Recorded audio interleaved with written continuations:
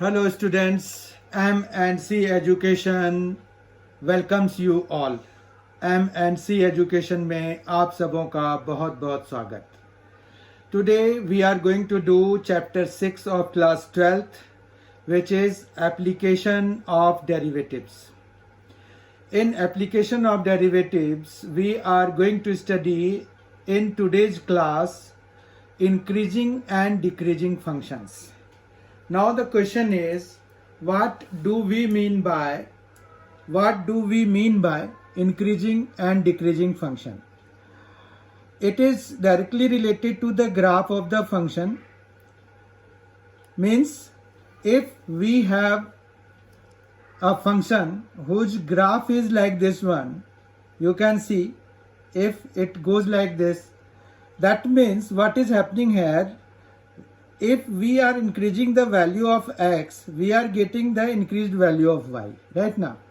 तो इसका मतलब यही हो गया कि जैसे जैसे हम वैल्यू ऑफ x बढ़ा रहे हैं, मान रखिए कि यहाँ पर x1 है, यहाँ पर हमें x2 है, ठीक है, तो ये जो यहाँ पर जो वैल्यू है वो fx1 है और ये जो है fx2 है. तो आप देखिए कि यहाँ पर x1 जो है वो x2 से छोटा है और यहाँ पर fx1 भी fx2 से छोटा है. तो जब आपको छोटी वैल्यू के लिए, छोटी वैल्यू ऑफ द वेरिएबल के लिए फंक्शन की भी वैल्यू छोटी आ रही है और बड़ी वैल्यू के लिए बड़ी आ रही है, तो इसका मतलब है कि फंक्शन इंक्रीज कर रहा है, ठीक है. On the other hand decreasing function के लिए यही होगा कि अगर आप देखें तो डिक्रीजिंग फंक्शन में किस तरह का ग्राफ बनेगा, कुछ इस तरह का बनेगा. मतलब क्या होगा कि दो the value of x is increasing, मतलब हम बढ़ा रहे हैं, पर हमें जो है वैल्यू ऑफ जैसे यहाँ पर x1 है, यहाँ पर x2 है, तो आप जब देखेंगे तो ये fx1 है, ये fx2 है, तो यहाँ पर x1 जो है लेस देन x2 है. बट यहाँ पर क्या हो रहा है fx1 जो है वो fx2 से बड़ा है. तो मतलब यहाँ पर देखिए ये लेस देन है, ये ग्रेटर देन है, तो ऑपोजिट साइन आ गया हमारे पास, इसलिए ये फंक्शन जो है यहाँ पर क्या हो गया, ये डिक्रीजिंग हो गया, ठीक है. जबकि पहले वाले के लिए ये क्या है, इंक्रीजिंग है. समझ में आई बात, कोई दिक्कत है? यहाँ पर इंक्रीजिंग और डिक्रीजिंग को समझने के लिए जो basics behind increasing and decreasing function है वो यही है, ठीक है. तो इंक्रीजिंग फंक्शन में क्या है कि जैसे जैसे वैल्यूज हमारी बढ़ती जाती हैं, फंक्शन की वैल्यू बढ़ती जाती है, तो ऑब्वियस सी बात है कि ये इंक्रीज और इस तरह से डिक्रीज होगा, ठीक है.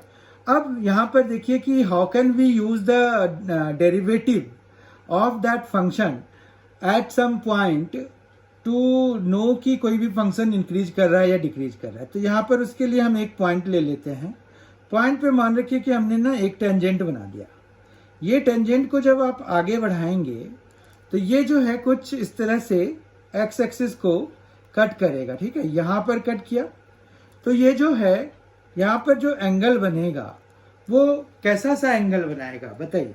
ये एंगल जो बनेगा वो एंगल कौन सा बनेगा, मतलब मैं पूछ रहा हूं कि वो एक्यूट बनेगा, ऑब्ट्यूज बनेगा या राइट एंगल बनेगा, कैसा सा बनेगा. तो ऑब्वियस सी बात है कि ये जो है थीटा जो बन रहा है वो लेस देन 90 डिग्री है, यानी कि लेस देन π/2 है. अब लेस देन π/2 अगर है और हमें ये पता है कि tan थीटा जो है जब लेस देन 90 होगा तो मतलब क्या है कि वो पॉजिटिव होगा. क्यों? क्योंकि कोई भी जो ट्रिगोनोमेट्रिक रेशियो होता है, it is not about tangent function only, it is any trigonometric function is positive in the first quadrant, and first quadrant की ही वैल्यू है less than 90 degree is the value of first quadrant. तो इसका मतलब है कि यहाँ पर जो है tan थीटा क्या निकल जाएगा, ग्रेटर देन 0 निकल जाएगा, ठीक है. तो tan थीटा जब ग्रेटर देन 0 निकल गया और हमें ये पता है कि tan थीटा हम कैसे निकालते हैं, मतलब m हमारा आ गया, m ग्रेटर देन 0 हो गया, स्लोप ग्रेटर देन 0 हो गया, यानी कि dy बाय dx जो है, अगर हमारा फंक्शन y में है तो dy बाय dx हमारा ग्रेटर देन 0 हो गया। और इसी डिस्कशन को अगर हम डिक्रीजिंग पर लाएं तो यहाँ पर क्या होगा कि आपके पास जैसे ही इसको बढ़ाएंगे तो ये जो बढ़े हुए लाइन पे, ये मान रखिए कि यहाँ पर हमने एक पॉइंट लिया तो ये कहीं ऐसे मिलेगा। तो यहाँ पर जो पॉजिटिव डायरेक्शन के साथ, positive direction of x axis के साथ जो एंगल बन रहा है वो अगर हम थीटा सपोज करें तो इस थीटा की वैल्यू क्या होगी, ये देखिए 90 से बड़ा है, ये थीटा 90 से बड़ा है। तो ये थीटा जैसे ही 90 से बड़ा हो गया तो tan थीटा इसका लेस देन 0 हो गया। tan थीटा लेस देन 0 हो गया। क्यों हो गया tan थीटा लेस देन 0? क्योंकि सेकंड क्वाड्रेंट में tan जो है नेगेटिव होता है। अब tan नेगेटिव हो गया तो m लेस देन 0 हो गया, और m अगर लेस देन 0 हो गया तो dy by dx less than 0 हो गया। तो हम जो है फिर डिक्रीजिंग फंक्शन के लिए क्या कंक्लूजन निकाल सकते हैं कि जो डिफरेंशिएशन ऑफ द फंक्शन है वो लेस देन 0 आता है डिक्रीजिंग फंक्शंस के लिए। तो हमारे पास यहाँ पर इंक्रीजिंग फंक्शन के लिए क्या हो गया कि dy by dx greater than 0 आएगा, और डिक्रीजिंग फंक्शन के लिए dy by dx less than 0 आएगा। आपको ये मैप से भी समझ में आ गया होगा, तो इसमें कोई ऐसी दिक्कत वाली बात नहीं है, और कहाँ से शुरू हुआ ये भी पता चल गया होगा। तो इंक्रीजिंग डिक्रीजिंग फंक्शन में हमारे पास दो तरह के इंक्रीजिंग डिक्रीजिंग फंक्शंस होते हैं। दो तरह का क्या मतलब हो गया, एक तो स्ट्रिक्टली वाला होता है। स्ट्रिक्टली जब बात कर रहे हैं ना, तो स्ट्रिक्टली वाले में जब हम डिफरेंशिएशन कराएंगे फंक्शन का तो वो ग्रेटर देन 0 होगा स्ट्रिक्टली इंक्रीजिंग के लिए, ठीक है। जबकि स्ट्रिक्टली डिक्रीजिंग के लिए यहाँ पर क्या होगा, dy बाय dx जो है वो लेस देन 0 होगा। यहाँ पर ये स्ट्रिक्टली डिक्रीजिंग की बात होगी। पर अगर सिंपली इंक्रीजिंग, मतलब हम यहाँ पर वर्ड्स ऐसे यूज कर रहे हैं कि या तो इंक्रीजिंग बस, ठीक है, तो मतलब हम dy by dx greater than equal to 0 लेंगे। और इसी तरह से डिक्रीजिंग के लिए भी हम dy by dx less than equal to 0 लेंगे, मतलब हम इक्वल टू भी इंक्लूड करा देंगे। अब इसका मीनिंग और क्या हुआ, तो यहाँ पर जब स्ट्रिक्टली की बात आएगी तो इंक्रीजिंग या डिक्रीजिंग जब भी हम दिखा रहे होंगे ना, तो किसी इंटरवल में हम दिखाते हैं। तो यहाँ स्ट्रिक्टली इंक्रीजिंग या स्ट्रिक्टली डिक्रीजिंग जब होगा तो आप ओपन इंटरवल यूज करेंगे, ठीक है। जब आप यहाँ पर सिंपली इंक्रीजिंग या डिक्रीजिंग की बात करेंगे तो ये क्लोज्ड इंटरवल की बात करेंगे। ओपन इंटरवल क्या होता है, इसमें ये जो बॉर्डर वैल्यूज हैं मतलब a और b इंक्लूडेड नहीं होते हैं, जबकि यहाँ पर ये दोनों इंक्लूडेड होते हैं, a और b दोनों ही इंक्लूडेड हैं। तो इस तरह से हमें जो इंटरवल है उसको कैसे रिप्रेजेंट करना है ये भी पता चल गया। स्ट्रिक्टली कब हम लगाएंगे और कब हम स्ट्रिक्टली नहीं लगाएंगे ये भी पता चल गया। और स्ट्रिक्टली का मतलब क्या हो गया कि ओपन ब्रैकेट है, इंटरवल ओपन है, और इसी तरह से सिर्फ इंक्रीजिंग का मतलब है कि ये जो है क्लोज्ड इंटरवल है, ठीक है। तो इतनी सारी चीजें हमने इंक्रीजिंग एंड डिक्रीजिंग फंक्शंस के लिए देख लिया। ये सेकेंड टॉपिक है एओडी का, जिसे हम एप्लीकेशन ऑफ डेरिवेटिव कहते हैं। तो ये चैप्टर 6 ऑफ एनसीईआरटी है जो कि हम अभी कर रहे हैं। अब जो हमने अभी पढ़ा उसको और ज्यादा क्लैरिटी से समझने के लिए कुछ क्वेश्चंस लेते हैं और हम उन्हें सॉल्व करते हैं, ताकि ये सारी चीजें अच्छी तरह से सेटल हो जाएं कि हमने क्या किया और हम जो हमने अभी नॉलेज एक्वायर किया उनको हम कैसे, how can we put those knowledge into the use, into the work, ठीक है। तो let us see question number 1. Question number 1 for today is, show that the function f given by fx is equal to x cube minus 3x square plus 4x, x belonging to r, is increasing on r. ये r जो है set of real numbers को represent कर रहे हैं। वो कह रहे हैं कि किसी भी रियल वैल्यू के लिए ये फंक्शन जो है इंक्रीजिंग है, ये दिखाइए, ठीक है। तो यहाँ पर fx इज इक्वल टू क्या दिया हुआ है, x cube minus 3x square plus 4x। अब इंक्रीजिंग और डिक्रीजिंग में से कुछ भी दिखाने के लिए हम डिफरेंशिएट कराते हैं फंक्शन को। तो therefore f dash x is equal to 3x² minus 6x आ जाएगा प्लस 4 आ जाएगा। ठीक है, अब यहां पर से अगर देखें तो हम क्या कर सकते हैं, 3 कॉमन ले सकते हैं x² माइनस 6x तक में, तो वो ये बन जाएगा x² यहाँ पर और फिर माइनस 2x पर 4 से हम ले सकते हैं क्या, नहीं ले सकते हैं, तो हम उसको अलग ही रख लेते हैं। ठीक है, यहाँ तक कोई दिक्कत नहीं है। अब जो है ये 3 और x² माइनस 2x फिर +1 और -1 करा देते हैं। Why this +1 and -1 to complete the square. हम अभी क्या करना चाहते हैं, इसको स्क्वायर में कन्वर्ट करना चाहते हैं, ये होल स्क्वायर में कन्वर्ट हो जाए, ये कोशिश कर रहे हैं। ठीक है, तो ये आ जाएगा 3x माइनस 1 का होल स्क्वायर, कहां से कहां तक, यहां तक, तो ये -1 बचेगा, तो -3 हो जाएगा ये आउटकम और +4 हो गया। ठीक है, इतना समझ में आ गया। तो ये जो है क्या बन गया, 3 into x minus 1 whole square +1 हो गया। अब बताइए कि x की वैल्यू चाहे जो मर्जी हो, स्क्वायर कराएंगे तो ये जो ब्रैकेट के अंदर की चीज है, चाहे वो नेगेटिव हो या पॉजिटिव हो, due to this square it will be always give us a positive value, then we will multiply it with 3, तो the entire thing will be positive in all the cases. तो ये जो है greater than 0 ही होगा for all x belonging to the set of real number. क्या समझ में आ गया? तो इससे क्या कंक्लूजन निकला, इससे ये निकला कि therefore f(x) is increasing on r, increasing on r मतलब सेट ऑफ रियल नंबर पे ये हमेशा इंक्रीज कर रहा है। ठीक है, let us see question number 2. Find the intervals in which the function f given by fx is equal to 4x cube minus 6x square minus 72x plus 30 is increasing and decreasing. ये जो है examination point of view से, अभी जो हमने question discuss किया वो भी एग्जामिनेशन पॉइंट ऑफ व्यू से काफी इंपॉर्टेंट था और ये क्वेश्चन भी बहुत ही इंपॉर्टेंट है। मतलब more often this kind of questions are asked in the examination. तो आप इन सभी क्वेश्चंस को बहुत अच्छे से देख लो, आपको इनमें से कोई एक क्वेश्चन आ सकता है। यहाँ पर फंक्शन क्या दिया हुआ है, f(x) is equal to 4x cube minus 6x square minus 72x plus 30। ठीक है, तो हमारे पास यहाँ पर जो फंक्शन है उसको पहले डिफरेंशिएट कराना पड़ेगा। तो यहाँ पर लिख सकते हैं हम differentiating both sides with respect to x we get क्या मिलेगा हमें, तो यहां पर f' मिलेगा। ठीक है बात, f' मिलेगा, ये क्या मिलेगा 12x square minus 12x minus 72। ठीक है, यहां तक कोई दिक्कत नहीं है।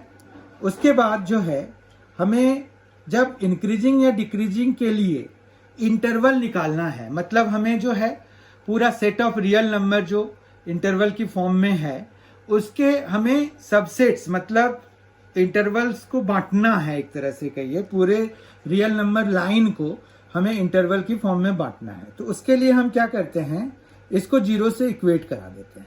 ठीक है, फिर यहाँ पर 12 कॉमन ले लेते हैं, तो x square minus x minus 6 is equal to 0 आ जाएगा, कोई दिक्कत नहीं। ये 12 उधर जाके 0 हो जाएगा, कोई बात नहीं है। एक्स स्क्वायर माइनस x को हम 3x और 2x और माइनस 6 इज इक्वल टू 0 लिख सकते हैं, यहाँ तक भी कोई दिक्कत नहीं है। ये x into x minus 3 plus 2 x minus 3 और ये इक्वल टू 0 लिख सकते हैं। ठीक है, कोई दिक्कत नहीं है यहाँ पर। तो ये जो है दो फैक्टर्स में बट गए, x माइनस 3 एक फैक्टर आ गया, x प्लस 2 दूसरा फैक्टर आ गया। अब इक्वल टू 0 तो कराया ही है हमने, तो यहाँ पर एक तो x माइनस 2 के बराबर आ गया इससे, और ये माइनस 3 है तो यहाँ पर प्लस 3 आ गया। तो ये दो वैल्यूज हमारे पास मिल गए। ठीक, कोई दिक्कत नहीं है। फिर जो है हम एक नंबर लाइन बनाते हैं, नंबर लाइन बनाते हैं और यहाँ पर हम साइन ऑफ f' लिखते हैं और ये जो वैल्यूज आई हैं उनको according to their relative position, मतलब हम एग्जैक्ट पोजीशन तो ले नहीं सकते अभी, क्योंकि हम सिर्फ इन्हीं पॉइंट्स को मार्क कर रहे हैं, तो जो जिसके लेफ्ट में होगा, लेफ्ट राइट का सिर्फ ध्यान रखते हैं, उनके बीच में हम इक्वल डिस्टेंसेस वगैरह का ध्यान नहीं रखते, इसीलिए उनके रिलेटिव पोजीशंस के बेसिस पर हम जो है इनको मार्क कर रहे हैं। इसीलिए ऐसा कहा जाता है कि आप जो है इनको उनके रिलेटिव पोजीशंस, उन पॉइंट्स को उनके रिलेटिव पोजीशंस के आधार पर मार्क कर दीजिए, on the basis of relative positions. ठीक है, ये हो गया। अब साइन ऑफ f' देखने के लिए हम 3 से बड़ी वैल्यू लेते हैं और इसमें पुट करते हैं। उसको उसमें पुट करने से पहले आप एक चीज और ध्यान रखिए कि कहीं आपने माइनस कॉमन तो नहीं लिया था। माइनस अगर कॉमन लेंगे तो हमें आंसर अपोजिट आने लग जाएगा। ठीक है, तो यहाँ पर हम देख रहे हैं कि माइनस हमने कॉमन नहीं लिया था, हमने 12 कॉमन लिया था, पर वो पॉजिटिव क्वांटिटी थी, तो कोई दिक्कत नहीं है। मतलब we can proceed it from here itself. तो 3 से बड़ी वैल्यू लेते हैं, तो ये 4 - 3 और 4 + 2। ठीक है, 3 से बड़ी वैल्यू हमने 4 ले लिया, ये भी पॉजिटिव आ गया, ये भी पॉजिटिव आ गया। 2 पॉजिटिव फैक्टर्स को जब हम आपस में मल्टीप्लाई करेंगे तो साइन क्या आएगा? We are concern with sine only, we will not discuss about the magnitude और we will not see about what magnitude it is giving us, right. Now -2 और 3 के बीच में कोई भी नंबर लेना है तो 0 ले लेते हैं। 0 is the most convenient. Put करते हैं 0 - 3 तो नेगेटिव आ गया, 0 + 2 तो पॉजिटिव आ गया, राइट। ये -3 आ गया, ये 2 आ गया, मल्टीप्लाई करेंगे -6 आ जाएगा।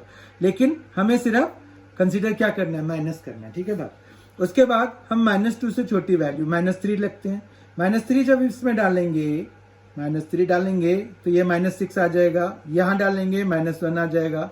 2 माइनस क्वांटिटीज को हम मल्टीप्लाई कराते हैं तो प्लस आ जाता है। ठीक है, ये आ गया। अब हम यहाँ पर एक टेबल बनाते हैं, यहाँ पर एक टेबल बनाते हैं। उसमें पहला जो हम कॉलम बनाते हैं उसमें हम लिखते हैं इंटरवल्स। ठीक है, फिर दूसरा कॉलम जो बनाते हैं उसमें हम लिखते हैं sign of s, sign of f'(x). ठीक है, और तीसरा जो हम बनाते हैं वो बनाते हैं नेचर ऑफ f(x), क्योंकि हमें नेचर ऑफ f(x) ही चाहिए। मेन काम तो हमारा नेचर ऑफ f(x) से ही आएगा।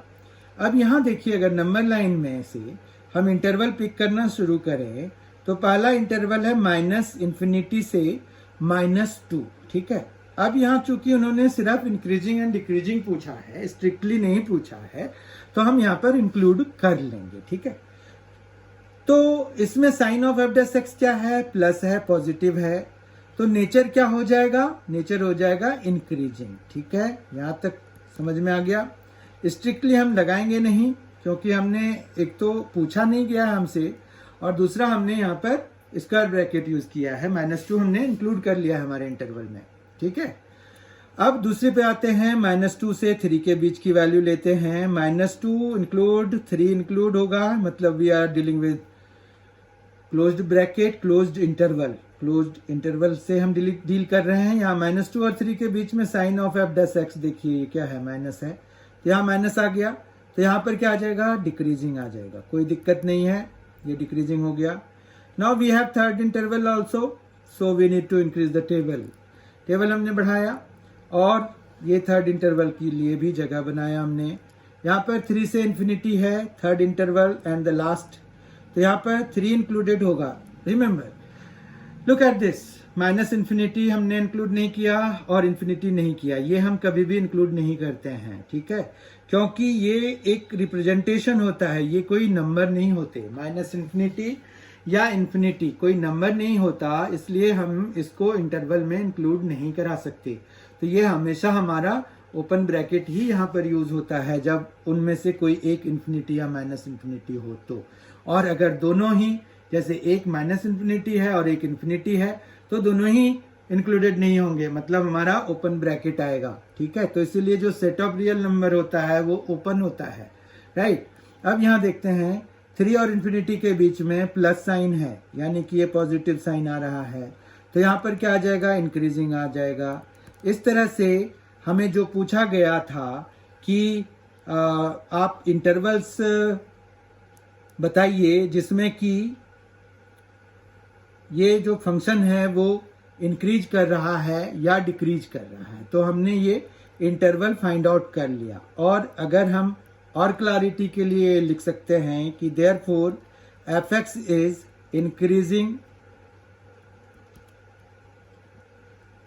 इन, यहां पर इंक्रीजिंग किस में है, माइनस इन्फिनिटी से -2, ठीक है ना, ये देखिए माइनस इन्फिनिटी से -2 और यूनियन लगाना पड़ेगा, ठीक है, 3 से इन्फिनिटी, क्योंकि यहां पर भी इंक्रीज कर रहा है 3 से इन्फिनिटी में भी, and it is decreasing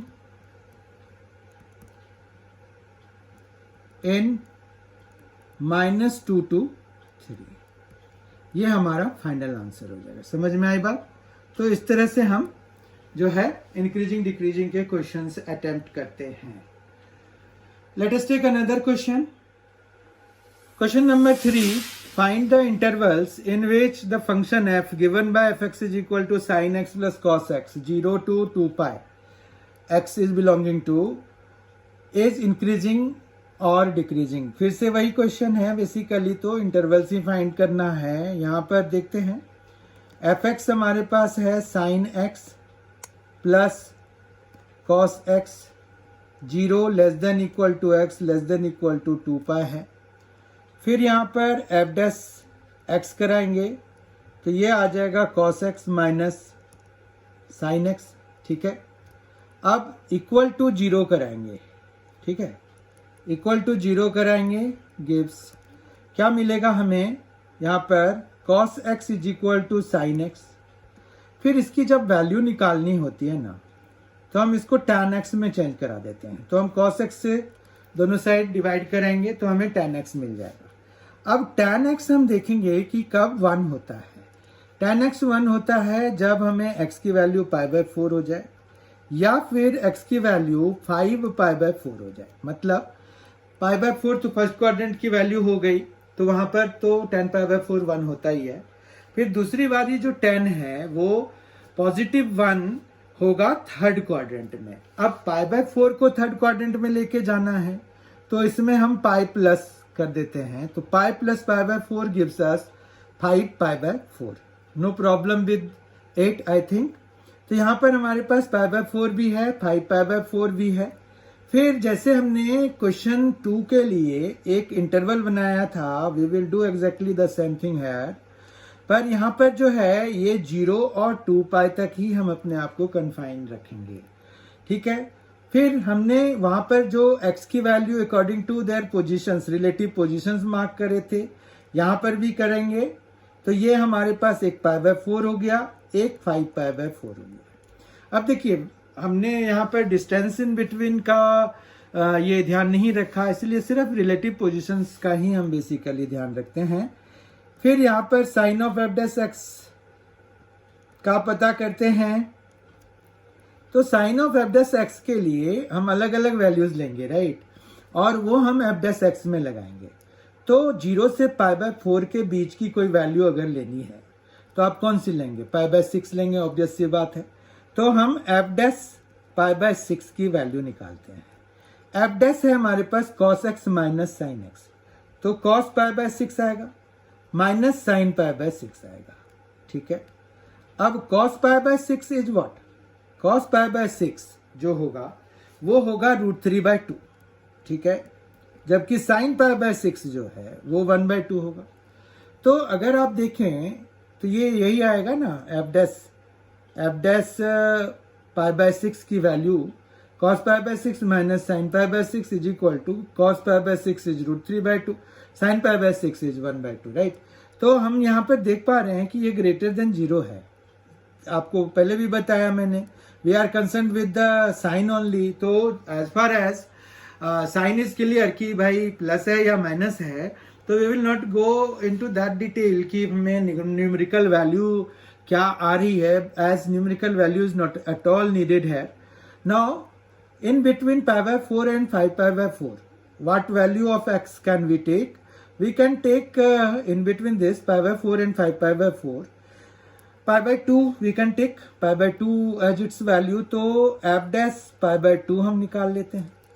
f dash π/2 जब हम निकालेंगे तो ये आ जाएगा cos π/2 minus sine π/2। Now what are these values. Cos pi by 2 is 0 while sin pi by 2 is 1. So it is minus 1 there. No problem with it. Minus 1, it is quite clear कि it is less than 0, right ना.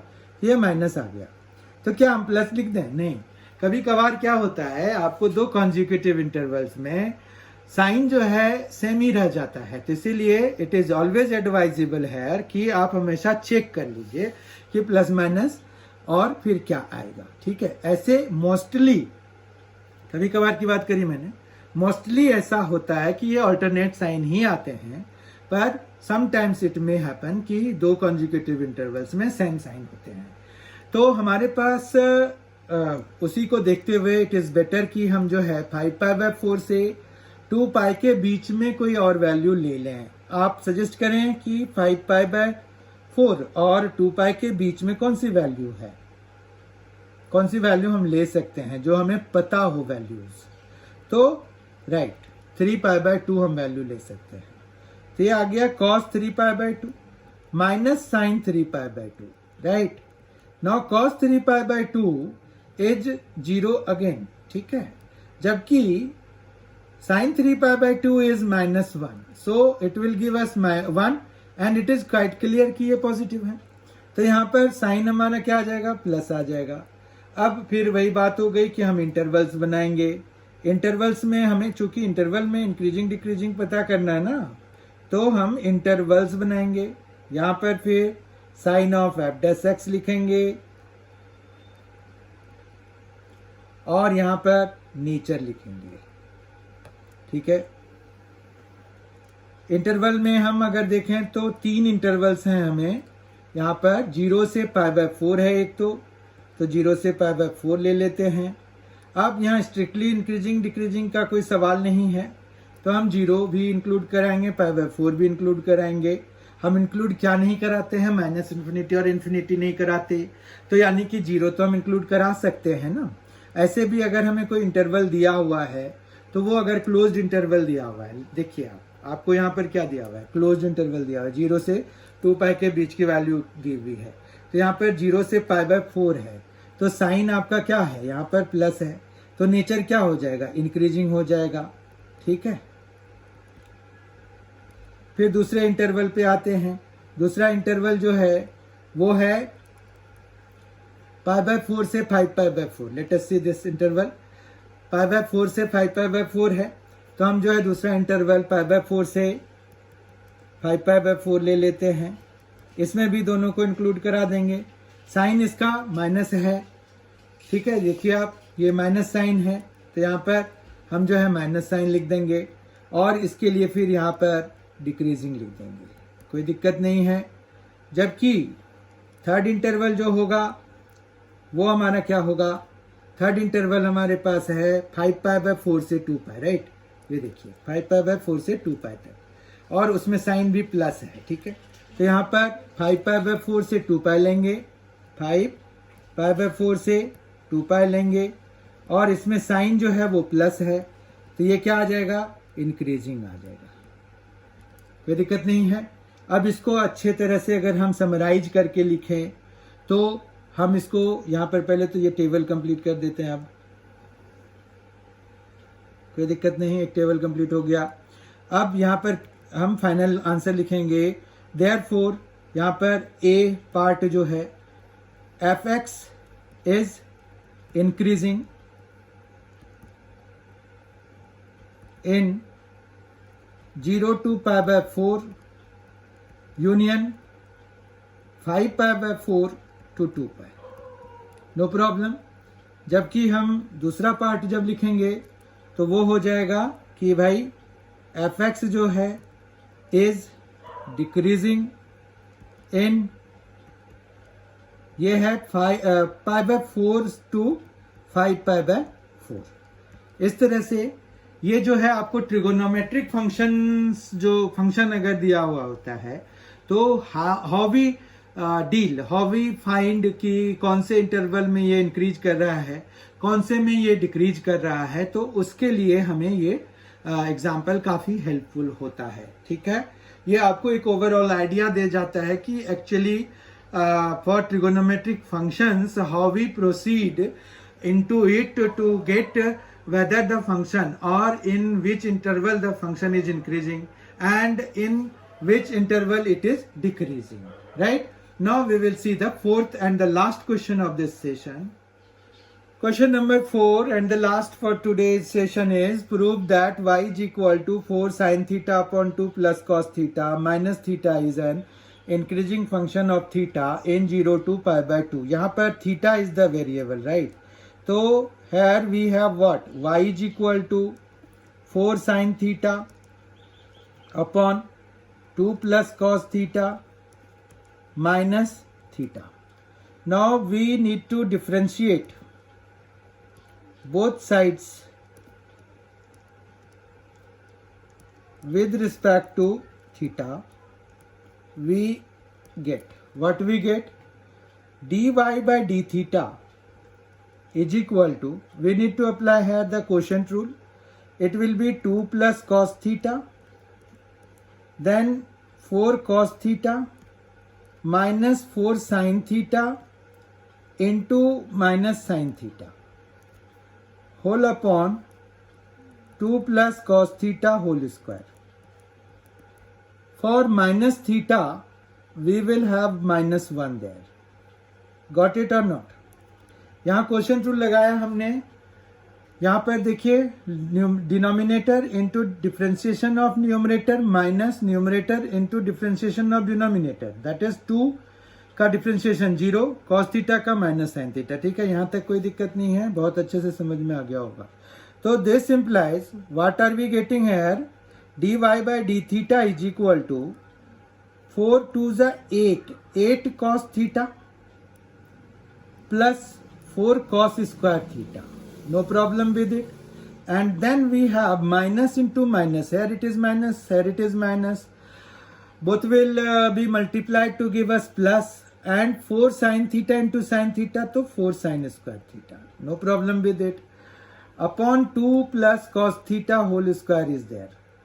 2 plus cos theta whole square is there. Minus 1 will also be there. No problem. Now we have in the numerator 8 cos theta plus 4. If we take common in between these two terms, it will give us cos square theta plus sin square theta, and upon 2 plus cos theta whole square is there, right? Minus 1 will be there. Now we have 8 cos theta plus 4 into 1 will be there, and minus 2 plus cos theta whole square after we take LCM, and it will be cos 2 plus cos theta whole square, right? So it is 8 cos theta plus 4 minus 4 plus cos square theta plus 4 cos theta. Why it is like this one? It is a plus b whole square, right? 2 plus cos theta whole square will open up to give us this one, and 2 plus cos theta whole square, keep it like this one, no problem. Now we have something cancelled there. It will be 8 cos theta plus 4, open the bracket, it will be minus 4, it will be minus cos square theta and minus 4 cos theta, right? No problem with it. 2 plus cos theta whole square will be there. 4 will be cancelled with 4. 8 cos theta minus 4 cos theta will give us 4 cos theta, and minus cos square theta will be there. Upon 2 plus cos theta whole square will also be there. Now what we get here, what we do here actually, it will be, we take common cos theta and it is 4 minus cos theta, no problem, upon 2 plus cos theta whole square. Now very conceptual things is coming up here. See, in the numerator we have 4 minus cos theta, and we know the maximum value of cos theta can be 1. Actually the value of cos theta lies in between minus 1 and 1. So 4 minus cos theta will never give us negative number, right?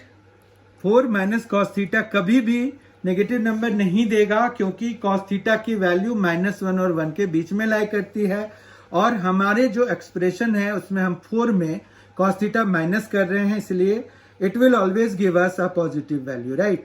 Again, look at the denominator. It is 2 plus cos theta whole square. Now, whatever the value inside the bracket, it can be either positive or negative. But as we are squaring the outcome there, it will always result into a positive number. So, in the denominator, we will get a positive quantity. So, these two factors will not interfere in determination of sign of dy by d theta there. That means only cos theta will determine the sign of dy by d theta, right? सिर्फ cos theta ही decide करेगा कि dy by d theta का sign क्या होगा. क्यों? 4 minus cos theta भी हमने देखा पॉजिटिव होता है, 2 प्लस cos theta भी पॉजिटिव होगा क्योंकि यहाँ स्क्वायर डला हुआ है. ऐसे भी यहाँ पर भी cos theta की जो मिनिमम वैल्यू है वो -1, तो 2 माइनस 1 तो 1 ही आ रहा है, तो मिनिमम वैल्यू इसका पॉजिटिव है, मैक्सिमम वैल्यू तो पॉजिटिव है ही, और उसके बाद हम स्क्वायर कर रहे हैं तो वो पॉजिटिव होना ही है. तो यहाँ पर जो है अगर हम लेके चलें कि भाई हमें इंक्रीजिंग फंक्शन शो करने को कहा है, तो यहाँ पर देखिए आप, क्वेश्चन क्या था? क्वेश्चन था इंक्रीजिंग फंक्शन शो करिए. Is an increasing function of theta in 0 to π/2. तो यहाँ पर हम अब डायरेक्टली लिख सकते हैं कि ये जो है ग्रेटर देन 0 है, ग्रेटर देन इक्वल टू 0 है for all theta belonging to 0 to π/2.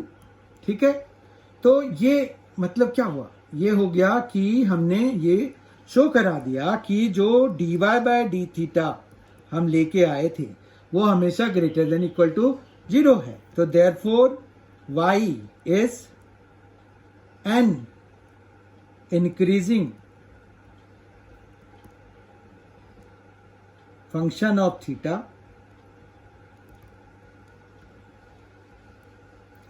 In 0 to π/2. समझ में आई बात? तो यही है, this is all about increasing and decreasing functions as of now. Some more problems will come while we will revise the course, whole course, and for the time being यहाँ पर हमने increasing and decreasing function complete कर लिया. And in the next session we will start tangent and normal, जो कि बहुत ही important, बहुत ही examination point of view से बहुत ही ज़्यादा इम्पोर्टेंट एप्लीकेशन है.